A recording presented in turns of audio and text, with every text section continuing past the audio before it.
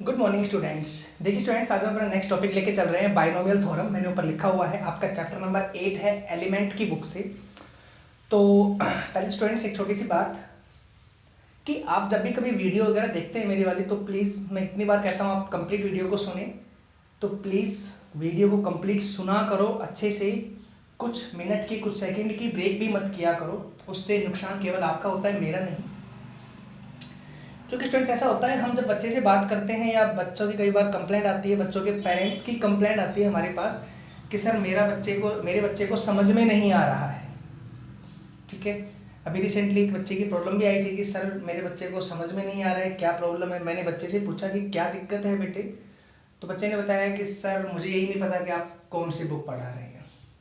देखिए स्टूडेंट्स, और आपको सबको पता है कि मैं कितनी बार वीडियो में बोल चुका हूँ कि मैं एलिमेंट की बुक से पढ़ा रहा हूँ। आप सबको पता है मैं एनसीईआरटी नहीं पढ़ा रहा हूँ, एनसीईआरटी को आप फॉलो भी नहीं करें। ठीक है, क्योंकि हम वो बुक पढ़ाते हैं जो आपके 12th के सिलेबस के अंदर बहुत काम आने वाली होती है। 12th में 100% सिलेबस आपका एलिमेंट की बुक से आता है। प्लीज़ बेटे एलिमेंट की बुक को ही प्रीफर करें आप, एनसीईआरटी नहीं। हाँ एनसीईआरटी है, आप पहले एलिमेंट की बुक करें, उसके बाद आप एनसीईआरटी कर लें, एक्स्ट्रा कोई बुक कर लें, कोई फर्क नहीं पड़ता उस चीज़ से, लेकिन एलिमेंट को प्रेफरेंस दें आप पहले। क्लियर है? एलिमेंट्स की बुक है, मैं फिर कह देता हूँ, मैं उसी से करा रहा हूँ, क्योंकि मैं जो टॉपिक यहाँ पे कराता रहता हूँ एलिमेंट की बुक से क्वेश्चन कराता हूँ। और आप लोग क्या है कि उसको एनसीईआरटी में ढूंढ रहे होते हैं कि यार मेरे को तो ये चैप्टर नहीं मिल रहा, तो आपको समझ में कहाँ से आएगा, ये बता दें आप। एक छोटी सी बात है कि मैं अगर क्वेश्चन यहाँ से कराता हूँ और आप कहीं और उसको ढूंढ रहे हैं, तो वो चीज़ डेफिनेटली समझ में नहीं आनी। आप ब्लेम मुझे करते हैं, आपके पेरेंट्स मुझे ब्लेम करते हैं कि सर मेरे बच्चे को समझ में नहीं आ रहा, आप कैसा पढ़ा रहे हैं। तो प्लीज़ स्टूडेंट्स ऐसे बिहेव ना करें, इस तरह के जो बातें होती हैं उनको इग्नोर करें, और प्लीज़ प्रॉब्लम आती है मुझसे शेयर करें। आप अगर नहीं बताएंगे कि सर मुझे ये प्रॉब्लम है, तो मुझे कैसे पता लगेगा आप लोगों को प्रॉब्लम चल रही है। ठीक है, तो स्टूडेंट्स हम बार बार कहते रहते हैं यही बातें कि प्लीज़ वीडियो को कंप्लीट देखा करें। कोई प्रॉब्लम आए तो प्रॉब्लम ज़रूर पूछें। आप सबके पास मेरे फ़ोन नंबर हैं, कॉन्टेक्ट नंबर हैं, और मैंने इतना ही बोल रखा है कि आप इसके कमेंट में डाल के पूछ सकते हैं ना मुझसे। अगर किसी के पास कोई प्रॉब्लम है तो आप कमेंट डाल के पूछ सकते हैं, या मेरे पर्सनल व्हाट्सएप पूछ सकते हैं।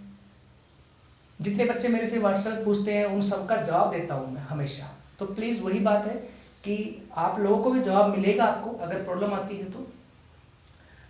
और तो स्टूडेंट्स आप जो बातें हैं उनको ध्यान से देखा करो क्वेश्चनों के अंदर।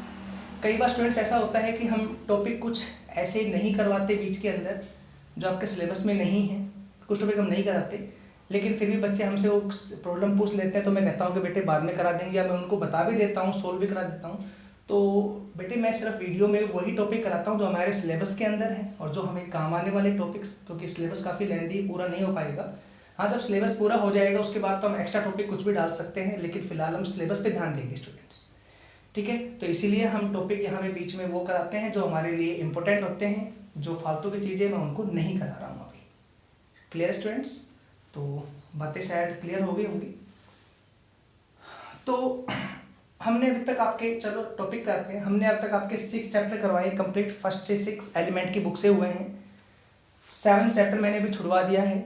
ठीक है, हम अब 8 चैप्टर पे चल रहे हैं। 7 छुड़वाया स्टूडेंट्स, वो आपको बाद में बता देंगे। थोड़ी सी प्रॉब्लम क्रिएट उसमें होती है हमारे लिए, क्योंकि जब तक हम वो चैप्टर फेस टू फेस नहीं पढ़ाएंगे आपको, तब तक आपको समझ नहीं आने वाला है।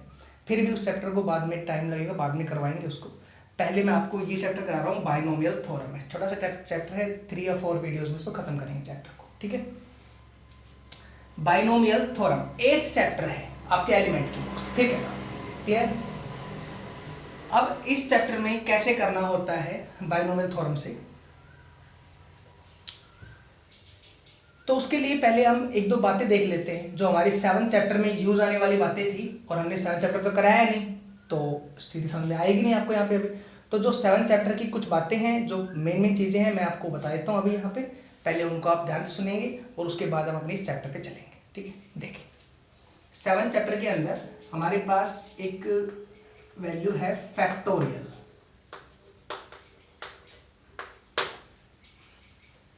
इसको सोल्व करना आता है पहले, 8 बाद में बनाएंगे। अभी क्या होता है, सिंबल होता है इस तरह का फैक्टोरियल। ये साथ में लग गया, ठीक है। जैसे 5 का फैक्टोरियल मैं सोल्व करता हूँ तो इस तरह लगता है सिंपल, 5 फैक्टोरियल सोल्व करता हूँ, देखो क्या होता है, तो 5 इंटू 4 इंटू 3 इंटू 2 इंटू 1 इस तरह सोल्व होता है। मतलब फैक्टोरियल जब भी कभी आपको सोल्व करना हो तो जो टर्म्स दी गई है उस टर्म से शुरुआत करेंगे और उससे एक एक एक एक टर्म लेस लेते चलेंगे और सारी टर्म्स मल्टीप्लाई नहीं होंगी और कहाँ पे खत्म होगी, एंड में 1 पे खत्म होगी। क्लियर है? तो हो गया ना, 5 की 4 से 20, 60, 120 इसका आंसर आएगा स्टूडेंट्स। टर्म सारी मल्टीप्लाई होती है। जैसे 2 का फैक्टोरियल, हाँ तो क्या आएगा, 2 इंटू 1 2 आ गया, ठीक है। जैसे 3 का फैक्टोरियल, 3 इंटू 2 इंटू 1 क्या आएगा, 6। तो पहले तो ये प्लस के टर्म्स का ही निकलता है फैक्टर स्टूडेंट, ठीक है। नेचुरल मतलब ये प्लस के टर्म्स के ही निकलते हैं, माइनस का नहीं होता है इनका फैक्टर निकालना। ऐसे माइनस में अलग बनती है कंडीशन, वो आपको अलग समझा देंगे क्या होता है। अभी जो बता रहा हूँ वो प्लस के टर्म्स के लिए देख लो आप क्या होता है। आगे है n का फैक्टोरियल, इस तरह तो एक एक वैल्यू कम करते चलो, पहली n, next n minus 1, next n minus 2, next n minus 3 और लास्ट में कितने आएगी वैल्यू स्टूडेंट्स, 1 आएगी। आप यू भी कर सकते हैं लास्ट में 3 इंटू 2 इंटू 1, ये टर्म्स इस तरह खुल जाएगी, ठीक है, समझ आया। तो ये इस तरह का तरीका होता है फैक्टोरियल को खोलने का, सोल्व करने का। अब एक और बात, इसमें 1 का फैक्टोरियल हमारा हमेशा 1 होता है, ठीक है। एक अगर आप खोलोगे 0 का फैक्टोरियल तो स्टूडेंट्स ये सीधा याद करें, ये 1 के इक्वल होता है। 0 का फैक्टोरियल सीधा 1 के इक्वल होता है, ये सीधा याद करें, समझाएंगे बाद में जब 7 चैप्टर में बताएंगे आपको। तब 1 का फैक्टोरियल तो 1 होगा, सीधी सी बात है, लेकिन 0 का फैक्टोरियल 1 होता है, ठीक है। और चलिए नेक्स्ट, और जैसे 9 का फैक्टोरियल है और मैं इसको सोल्व कर रहा हूँ तो देखो मैं इसको यू सोल्व करके लिख सकता हूँ, 9 इंटू 8 इंटू 7 आगे तो आगे भी, लेकिन सोचो मुझे 7 पे रोकना है क्वेश्चन को यहीं पे, तो आप 7 पे रोक के इसके आगे लगा दो फैक्टोरियल, 7 का फैक्टोरियल। समझ आया केस? जैसे 11 का फैक्टोरियल है, मैं इसको लिख सकता हूँ 11 का फैक्टोरियल। चलो एक क्वेश्चन देखो इसमें आप, जैसे मान लीजिए 11 का फैक्टोरियल है और डिवाइड में है 9 का फैक्टोरियल। अब मुझे इसको सोल्व करना है तो आप कैसे करोगे, ऊपर 11 इंटू 10 इंटू 9 का कर दो फैक्टोरियल ऊपर, इसको लिखा 11 इंटू 10 इंटू 9, रोक दिया मैंने, यहाँ पे लगा दिया फैक्टोरियल। और डिवाइड में कितना है, 9 का पहले ही है फैक्टोरियल, 9 से 9 कैंसिल हो गया तो क्या बचेगा, 110, ये आंसर आ गया। समझ आया?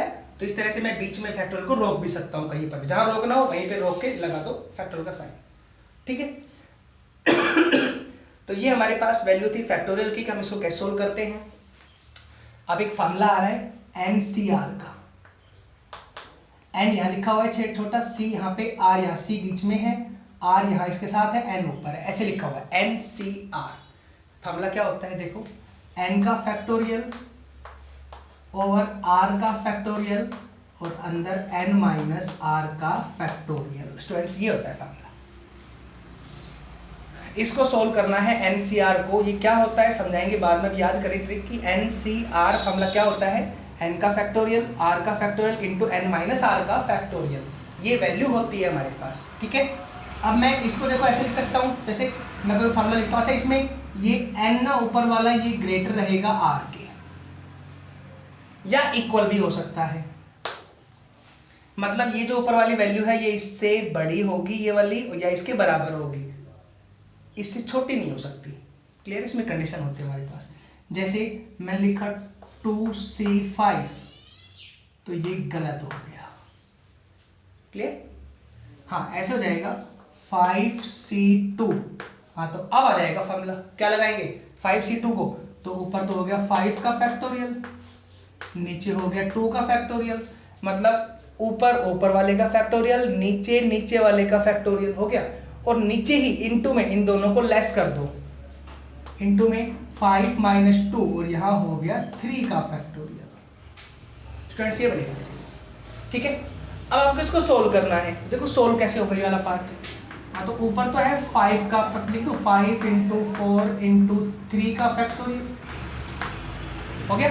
5 इंटू 4 इंटू 3 का फैक्टोरियल ऊपर, नीचे क्या जाएगा, नीचे 2 इंटू 1 और इंटू में ये हो गया 3 का फैक्टोरियल, सेम टू सेम। ये दोनों पार्ट कैंसिल हो गए, ये भी कैंसिल हुआ 2 पे, 5 टू द 10, 10 इसका आंसर आएगा। इस तरह कर सकते हैं, ठीक है। और देखें, जैसे 2c0 इसका निकालते हैं तो क्या आएगा स्टूडेंट्स, ऊपर 2 का फैक्टोरियल, नीचे 0 का फैक्टोरियल इंटू 2 माइनस 0 फिर 2 का फैक्टोरियल। मतलब ऊपर तो ऊपर वाले का, नीचे नीचे वाले का हो गया, और इंटू में दोनों को लेस करके ये तो 1 होता ही बताया, और ये दोनों कट हो गए 1, तो क्या आंसर आएगा इसका, 1 आएगा। तो वैसे भी स्टूडेंट बताता हूं आपको मैं, ध्यान सुनना, अगर यहाँ नीचे वाले पार्ट पे 0 आता है ना, सीधा हमेशा आंसर 1 आएगा। जैसे NC0 1 होगा, क्लियर है। ऐसे 5C0 1 होगा सीधा, ठीक है। और अब मैं थोड़े शॉर्ट में लिख रहा हूँ, शॉर्ट कैसे हो जाएंगे, देखो शॉर्ट में लिखता हूँ, जैसे 5C1 तो 5 आंसर आएगा सीधा। नीचे अगर देखो नीचे 0 हो जाए तो ऊपर वाला सीधा 1 आंसर आता है, और अब अगर नीचे 1 हो जाए तो ऊपर वाला आंसर आएगा सेम। देखो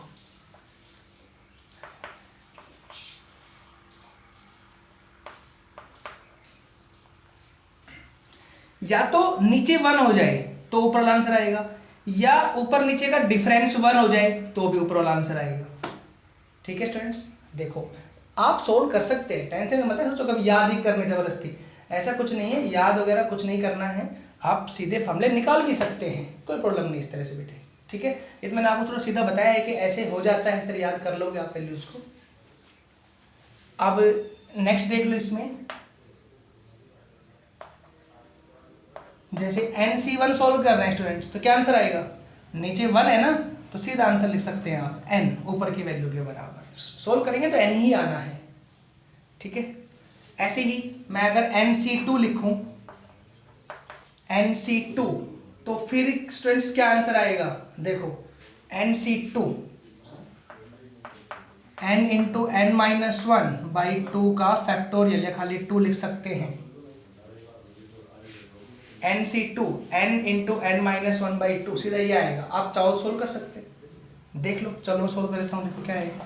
हाँ, तो ऊपर तो n का फैक्टोरियल, ठीक है, नीचे आएगा 2 का फैक्टोरियल, हो गया ना, ऊपर वाले का फैक्टोरियल, नीचे नीचे वाले का, और इंटू में n माइनस 2 का फैक्टोरियल हो गया। ऊपर टर्म्स बड़ी है, इसको सोल्व कर लेता हूं, तो मैं इसको लिखता हूं n into n minus 1 into n minus 2 का फैक्टोरियल, ये मैं लिखा है ऊपर के टर्म्स को ब्रेक करके, n माइनस 1 n माइनस 2 का फैक्टोरियल, यहाँ रोक दिया मैंने क्योंकि ये नीचे आपको साथ में दिखाई दे रहा है वैल्यू में, ये आएगा 2 का फैक्टोरियल 2 के बराबर, इंटू में n माइनस 2 का फैक्टोरियल हो गया, दोनों पार्ट कट हो गए, तो आंसर क्या आया, n into n minus 1 by 2, n into n minus 1 by 2, ठीक है स्टूडेंट्स। तो ये 2 बातें थी 7 चैप्टर की जो इस चैप्टर में काम आने वाली हैं। क्या क्या, फर्स्ट कि फैक्टोरियल को मैं सोल्व कैसे करता हूँ, सेकंड NCR वाला मैं फार्मूला कैसे फॉलो करता हूँ, ठीक है स्टूडेंट्स। आई होप समझ आया होगा आप सभी को। इसी में जैसे अब देखो 5C5 तो भी 1 आंसर आएगा, मतलब ऊपर नीचे यहाँ और यहाँ दोनों जगह सेम सेम वैल्यू हो जाए तो भी 1 आंसर आएगा, सीधा शॉर्ट बता रहा हूँ, NCN तो 1 आंसर आएगा, ठीक है। तो देखो अब मैं आपको बताऊंगी क्या क्या टॉपिक मैंने बताया है मेन इसमें, कि किस किस तरह से वैल्यू होती है हमारे पास।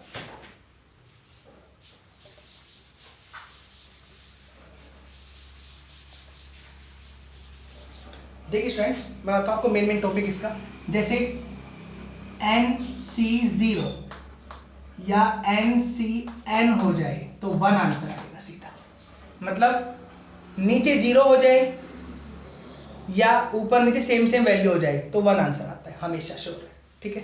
सेकंड NC1 या NCN माइनस 1 तो n आंसर आएगा सीधा, या तो नीचे 1 हो जाए या ऊपर नीचे का डिफरेंस 1 हो जाए, ठीक है, तो स्टूडेंट्स ऊपर वाला आंसर आता है n, डिट्टो ऐसे वैसे, ठीक है, तो ये हमारे पास देखो मैंने लिखा है 2 बातें ऐसे, ये शॉर्ट में होती है, इस तरह से आप इनको निकाल सकते हैं। बाकी इनका शॉर्ट रूल भी आता है निकालना, कैसे निकलता है, सोल्व करना सब आते हैं, लेकिन वो 7 चैप्टर में है, मैंने आप कभी करवाया नहीं इसलिए मैंने छुड़वा रखा है चैप्टर, ठीक है। बस मैंने कुछ बातें जो यूज आने वाली थी वो यहाँ बता दी हैं।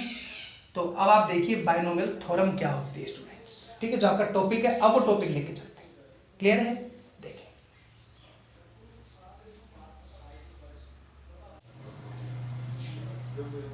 तो देखिए स्टूडेंट्स, जो हमारा नेक्स्ट टॉपिक है वो टॉपिक है बाइनोमियल थ्योरम का। अब इसको सोल्व कराते हैं, क्या वैल्यू होती है इसके अंदर।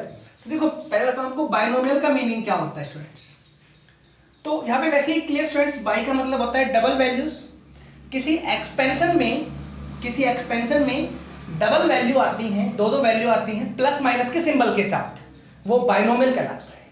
क्लियर है? जैसे x प्लस वाई, जैसे x प्लस 1, जैसे a माइनस बी, जैसे 2x प्लस 7।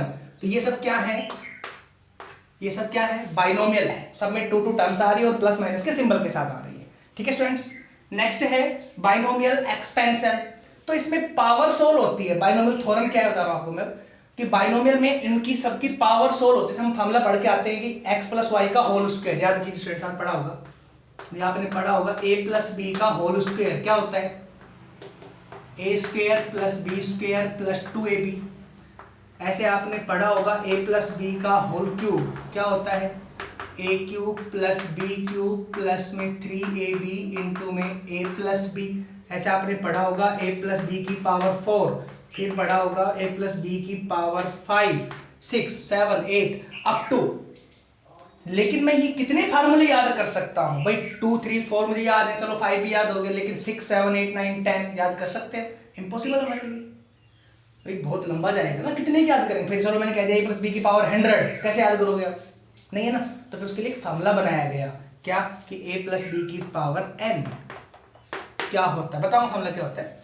ऐसे एक फार्मूला बनाया गया कि a प्लस बी की पावर n, आप याद कर लो। और n की जगह जो फार्मूला है, जैसे n की जगह जो वैल्यू है भाई, 2 है तो 2, 3 है 3, n है तो n, 10 है तो 10, 100 है तो 100, पुट कर दो, सोल्व कर दो फार्मूले को। क्लियर है? इसको नाम दिया गया binomial theorem, binomial expansion. Students clear है? तो आपके सामने पावर्स वाली बातें आ रही है क्वेश्चन। तो अब स्टूडेंट्स ये क्या होती है, क्या होता है फार्मूला, वो देखें आप। a प्लस बी के होल पावर n का फार्मूला क्या होता है देखिए। a प्लस बी की होल पावर n क्या होता है? nc0, ठीक है, a की पावर n इंटू बी की पावर 0 प्लस में, ये फर्स्ट टर्म आती है इसकी, nc0, n पावर नीचे 0 लगेगा साथ में c, ये तो बताया मैंने सोल्व करना अभी। a की पावर n, जो फर्स्ट टर्म उसकी पावर n दिखाओ और सेकंड की पावर 0 दिखाओ। सिर्फ आपने पहला केस याद करना है और इसके बाद देखना अब इसी में क्या चेंज करता हूं। ये नीचे बढ़ाओ एक वैल्यू nc1, पहले बढ़ाओ, अगले पार्ट में एक वैल्यू लेस करो और अगले पार्ट में एक वैल्यू फिर बढ़ा दो, हुआ ना। नीचे एक वैल्यू बढ़ा दी, ऊपर अगले स्टेप पे ऊपर वाले में एक वैल्यू लेस कर दी, तीसरे वाले में ऊपर वाले में एक वैल्यू ऐड कर दी, हो गया। ये नेक्स्ट टर्म आ गया हमारे से, ऐसे याद कर सकते हैं आप। प्लस में थर्ड टर्म याद करें तो क्या आएगा? nc, अब यहाँ 1 था, यहाँ पे 2 कर दो, a की पावर यहाँ पे एक और लेस कर दो, यहाँ पे एक और पावर बढ़ा दो, हो गया ऐसे। प्लस में चलो नेक्स्ट टर्म देख लो, nc3 बढ़ गई पावर, यहाँ पे a की पावर n-3 एक और बढ़ जाएगी, a की पावर n-3 इंटू बी की पावर 3 हो गया। प्लस में यूं ही चलता रहेगा लास्ट तक, ऐसे बढ़ाते रहो, चलती रहेगी। तो लास्ट टर्म क्या है स्टूडेंट्स? अब बढ़ते यहाँ वैल्यू लास्ट कितनी आ सकती है? तो मैंने क्या कहा था, ये और ये वैल्यू सेम हो सकती है, ये वैल्यू बड़ी नहीं हो सकती। तो लास्ट वैल्यू बनेगी ncn तक, भाई बढ़ती जाएगी, बढ़ते जहाँ कहाँ पहुंचेगी n तक पहुंच सकती है, ठीक है। हाँ, तो ncn इंटू, तो आपको दिख रहा है यहाँ पे लास्ट स्टेप में nc3 यहाँ पे, तो a की पावर में 3 लेस हुआ था, है ना। हाँ, तो n है तो यहाँ पे कितना होगा? n-1, n-n, तो 0 आ जाएगा यहाँ पे, हो गया लेस। इंटू में यहाँ पे 3 है तो यहाँ पे 3 आई पावर, यहाँ पे n है तो n आ जाएगी पावर, ये हो गया। इसको देखो मैं यूं कर सकता हूँ राइट, किसी की पावर 0, 1 होती है ना। हाँ, तो nc0 a की पावर n प्लस nc1, देखो इसको मैं और भी थोड़ा शॉर्ट में कर सकता हूँ कि मेरे को कुछ वैल्यूज पता भी है, क्या क्या पता है। देखो पहले nc0 1 होता है, हाँ तो ए की पावर n, ये 1 होता है।